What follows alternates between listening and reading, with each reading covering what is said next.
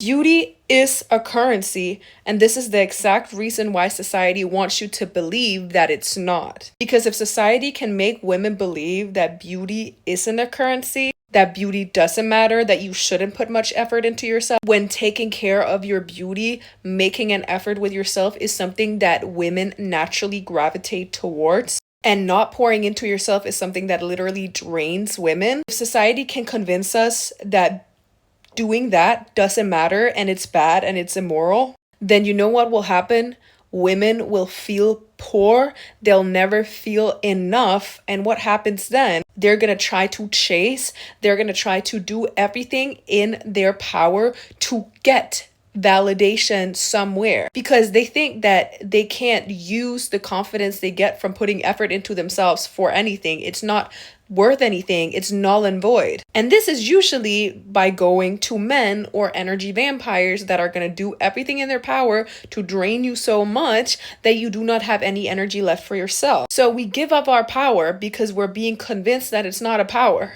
And I'm never talking about how you need to be a Victoria's Secret model to be beautiful. That's not what beauty means. The power of beauty, the power of pretty privilege is essentially taking your energy and directing it towards yourself so that that energy can appreciate and grow even more. Society tells us that beauty is not a currency and it's bad to invest in your beauty and we shouldn't be so focused on the outside. It's kind of like a finance bro that doesn't want another finance bro to be able to catch on to the fact that one stock is about to do really, really well. And they're like, no, you should invest all of your money in meme coins, bro. I know you shouldn't be putting your energy into all of this stuff. Like, this is where it's at. The crypto, the meme coins. The difference is though that the finance bro who's being told that he should invest in meme coins, he's gonna clock it and he's gonna be like, that's some BS right there. I'm not believing that.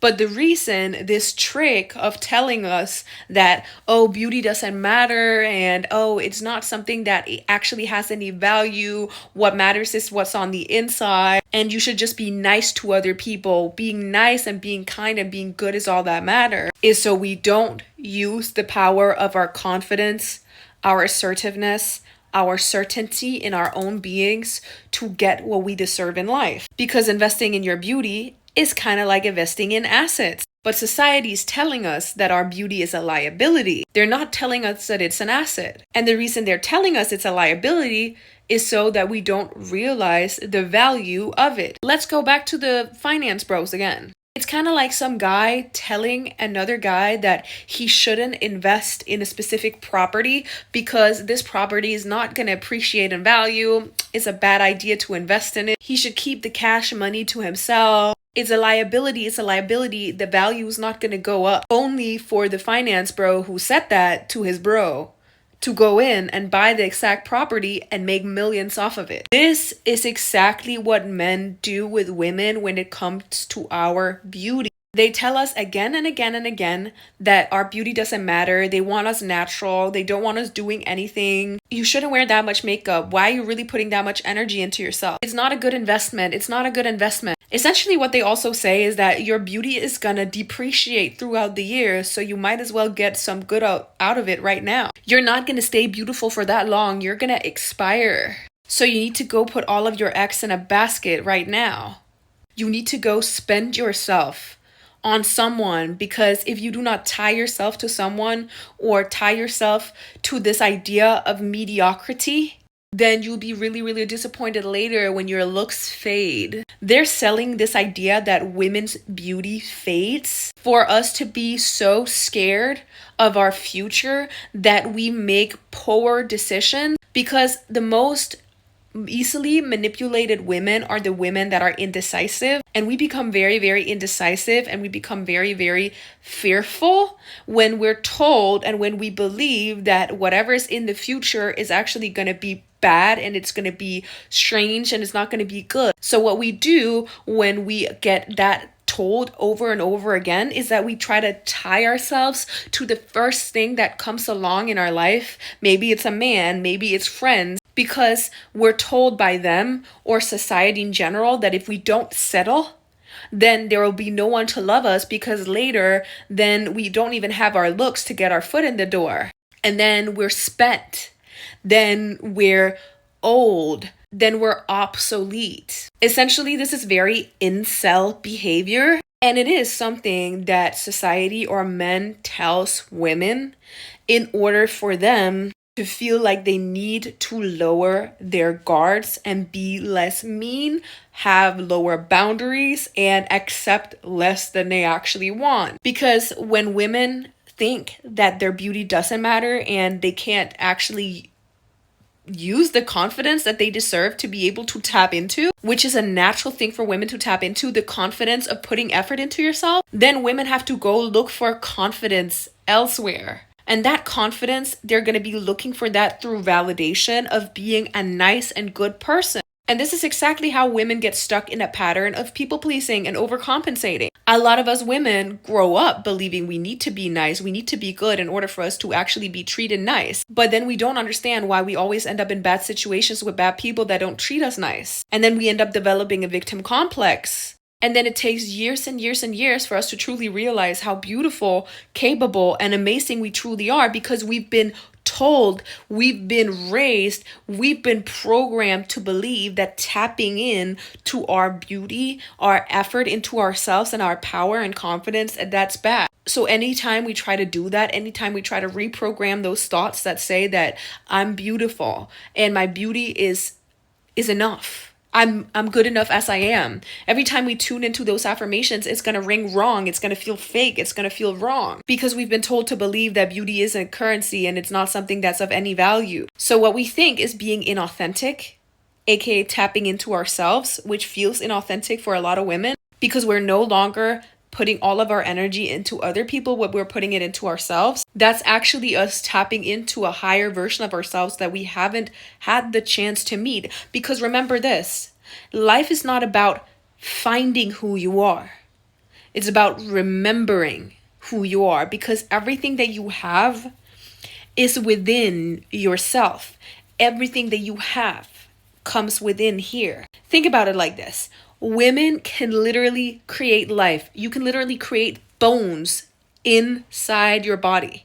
Yet we're being fed that everything that we need is outside of ourselves. There would not be no life if it wasn't for our vessel. Yet we're meant to believe that in order for us to grow as humans, we need to pour and pour into other people from a cup that's already half empty, because we've never actually learned how to fill up our own cup first. We've learned that when we grow a beautiful bed of flowers, no one will believe that we are able to grow flowers unless we give all of our flowers away. And that's how this garden ends up being completely dull and having no flowers in the end. And we wonder why we end up having a victim complex. Of course, because every single time we pluck a flower to give it to someone to prove, yes, I am good, I know how to grow flowers, I am divine, that flower doesn't start growing more. That flower dies. That flower is put in a vase at best with some water. It keeps up the appearance for a couple days and then it starts dying. Because the flower couldn't bloom as it was supposed to bloom unless it's kept in the garden, unless it's continuously being watered. And you cannot water that flower in a vase. That flower cannot sow its roots in a vase. When you give the flower away, that garden will not grow. Society knows that when we're told that we're immoral and we're bad, we're going to do everything in our power to give the flower of kindness to people. Give our kindness, give our kindness, give our kindness without any reciprocation, just because we were afraid that they were seeing us as bad people. Femininity is not controlled. It's not handled. Femininity is free. Femininity is flowing. Femininity is like the water. But reality is, we're dying of thirst because we're being told that our value doesn't lie within being like water.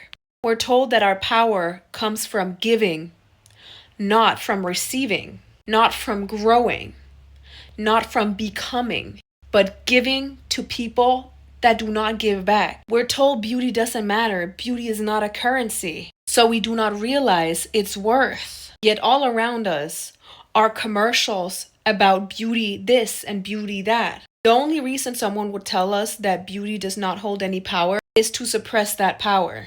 Because if beauty didn't inherently have any power, then there would be no value or no reason in speaking of it, of trying to minimize it. There would be no reason to try to divert attention from it.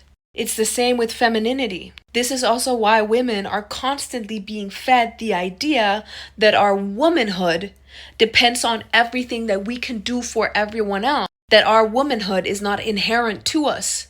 That we are not just a woman for just being born a woman. That we must obtain womanhood by giving to other people. That womanhood means being nice to everyone and their mom and depleting yourself. That womanhood means going into self-love debt. That womanhood means that you need to have kids in order to be able to prove that you can nurture. That womanhood means all of these different things that we have to live up to simultaneously.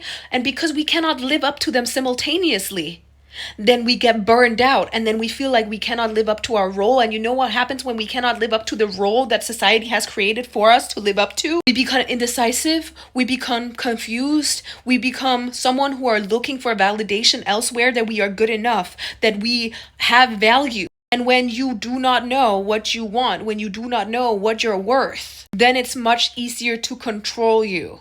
This is why society is constantly telling women that they need to be super, super nice, because then we do not have the energy to think about what we truly want, how we are growing, who we are becoming, what we deserve. And when we do not know what we want, you know what we end up focusing on?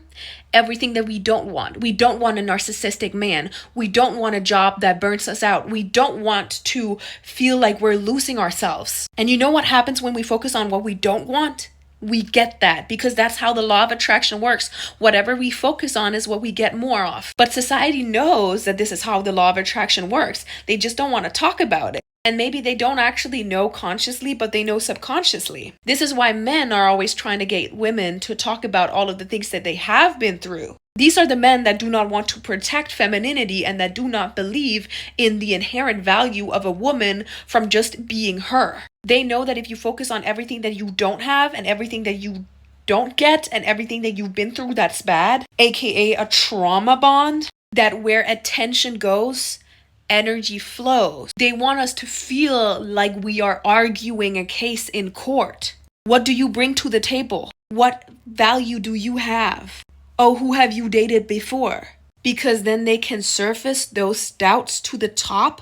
And when we start focusing on those doubts ourselves, then we start believing that that is what we need to tie our identity and our worth to. And when those are things that we're not necessarily happy that we went through, we're going to be much more likely to try to make some man, someone, the world believe that we are good enough by trying to overcompensate, by trying to do too much, doing so much to prove to other people that we're good. And then we wonder why we end up getting gots. Then we wonder why we end up being played. We wonder why it takes years and years and years to break free from these victim complexes that we end up developing, because we cannot understand. With us being so nice, with us being so real, with us being so true, with us putting all our cards on the table, why are we not getting that back? Aren't we supposed to get back what we give? No, because when you show that you have extreme amounts to give because you're afraid that you're not going to get more if you do not give, then people are just going to take till you don't have any more, till you're in self-love debt. And then they're going to tell you that your beauty isn't a currency because then you feel poor. So apart from you having self-love debt, you also feel poor. And you're thinking to yourself, I'm not supposed to be living in a way where I feel like I don't have the power I deserve to have. No, you don't. It's because you're too comfortable giving away your power to people that want you to prove yourselves to them. Because they understand that when you start proving yourself to people, that's when you let go of your power. That's when they have an in on you. That's when they can start planting doubt more than ever before. And they will grow a garden of doubt instead of a garden of self-love and self-confidence. They're always talking about how brains matter more than beauty. They're telling you this so that you do not realize that you can possess both. They are trying to make you have an or mentality, not an and mentality. And an or mentality is a mentality that makes you believe you have to pick. You have to pick between beauty or brains. You have to pick between kindness or respect. You have to pick between living a life where you're taken care of or living a life where you're loved. And this is lies. This is something they're trying to make you believe so that you become less decisive, so that you become easily controlled. Because the truth is, the universe is abundant, the universe is unlimited. Look at a video of the universe zooming out from Earth, seeing the Milky Way, seeing the galaxy, seeing all the stars. This universe is abundant. It's crazy abundant. You should have an and mentality. I can have lifestyle and love. I can have kindness and boundaries and respect. I can have beauty and brains. And whoever is trying to make you believe that you can only have or you can't have everything, they will make you settle for less than you deserve. And this is where you have to play dumb so that they do not realize that you do actually possess both beauty and brains. Because when they realize that you possess both, that's when they're going to use it against you and start saying that your beauty isn't a currency, that you're too self-obsessed, you're a mean woman, you're bad. Because with brains also comes compassion and empathy. And that empathy they're trying to use against you and for their benefit. So what you need to do is you need to have empathy for yourself. You have to have empathy for your inner child. And in this case, that might mean that you have to play your cards close to your body and you might not reveal to everyone just how smart you are. And you might say, well, I am smart. I don't want to have people not know who I am. I want to be real. I want to be true. Not everyone deserves to see the real you. Because when they do see the real you, they also know how to tug on every little string that is all of your weaknesses. So it's better to give people an apparent weakness, which is that you're not that smart, because it calms people's nervous systems down. It makes them believe, well, you're just all beauty. You might not have anything else. And then you become less of a threat. And then you can move in silence and create everything that you want, step into better environments. And you know what happens when you step into better environments? You're going to be surrounded by people where you can actually reveal your intelligence more and more and more, because it is required for you to stay in those environments. But beauty got your foot in the door, but your intelligence keeps you in there, because now everything that you know, everything that you worked so hard for establishing for yourself, it's worth giving, because you're no longer giving from a place of depletion. You're giving from a place of abundance. People feed into you when you feed into them, and you all appreciate together. That's why they say rich people get richer. It's a spiritual thing as well. If you're around people that have a broke mindset when it comes to your femininity, when it comes to understanding that beauty is a currency, then they will always remain with that broke mindset. Whatever you give them will not turn into more.